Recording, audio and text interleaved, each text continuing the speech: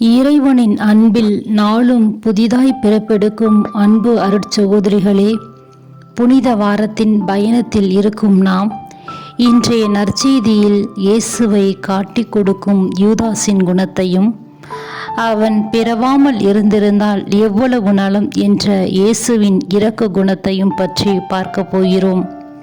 ஆம், யூதாஸ் காட்டிக் கொடுப்பான் என்று தெரிந்தும் அவனை தன் சீடர்களுள் ஒருவராக தேர்ந்தெடுத்து அவரிடம் பொறுப்புகளை ஒப்படைக்கின்றார் இயேசு.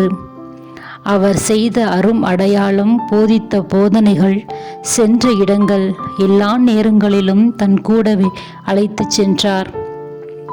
காரணம், இவையெல்லாம் பார்த்த பிறகும் அவன் மனம் திரும்ப மாட்டானா என்ற ஏக்கத்தில் அவனால் தான் காட்டி கொடுக்கப்பட்டு பல நிந்தை அவமானங்கள் படப்போகிறோம் என்று தெரிந்தும் கடைசி உணவு வரை தன் உடன் வைத்து மறைமுகமாக அவருக்கு இன்னும் ஒரு வாய்ப்பை ஏற்படுத்தி கொடுக்கிறார் இயேசு. அது என்னவென்றால், தான் காட்டி கொடுக்க போவது உங்களுள் ஒருவன் என்று வெளிப்படையாக கூறுகிறார். காரணம், அவன் அதனை திருத்திக் கொள்வான் என்று. ஆனால் வாய்ப்புகளை தவறவிட்டு விட்டான். இரக்க மிகுந்த இறைவன் மீண்டும் கூறுகிறார், என்னை காட்டி கொடுப்பவனுக்கு ஐயோ கேடு, அவன் பிறவாதிருந்தால் அவனுக்கு எத்துணை நலம். ஆம் சகோதரிகளே, இங்கு அவனுக்கு எது நலமானது என்று சிந்திக்கின்றாரே தவிர தன்னை பற்றி கவலைப்படவில்லை இயேசு. காரணம், அவ்வளவு அன்பு வைத்திருக்கிறார். இப்பொழுதாவது திருந்த மாட்டானா, மாறிவிட மாட்டானா, அவன் அழிந்து போகவிடக்கூடாது என்பதற்குத்தான் ஆண்டவர் இயேசு வாய்ப்புகளை ஏற்படுத்தி கொடுத்து கொண்டே இருந்தார், அறிவுறுத்தி கொண்டே இருந்தார். நல்ல கள்வன் மனமாற்றத்தைப் போல, பேதுருவின் மனமாற்றத்தைப் போல நமது மனமாற்றமும் முழு மனமாற்றமாக இருக்கட்டும். இயேசு நம்மை அழைக்கின்றார். புனித வாரத்தின் பயணத்தில் இருக்கும் நம்மை நாம் ஆய்ந்து பார்ப்போம்.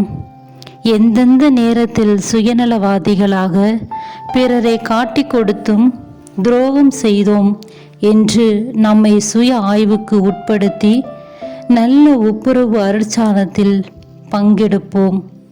நமது ஆன்மாவை தூய்மைப்படுத்துவோம். ஏனெனில் நம் ஆண்டவர் இயேசுவுக்காக நாம் அழைக்கப்பட்டுள்ளோம்.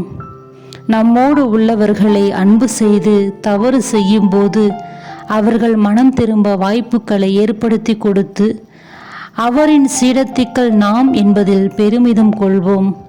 சிறப்பாக இதோ வரப்போகும் தேர்தல் களத்தில் யூதாஸை போல பணத்தை பெற்றுக்கொண்டு தங்களுடைய வாக்குகளை வீணடிக்காமல் நல்ல தலைவர்களை தேர்ந்தெடுத்து நமது நாட்டையும் நம் பிள்ளைகளையும் காப்போம் என்று நம் குடும்பத்தினருக்கும் நம்மிடம் பணிபுரியும் சகோதர சகோதரிகள் எல்லோருக்கும் எடுத்து கூறுவோம்.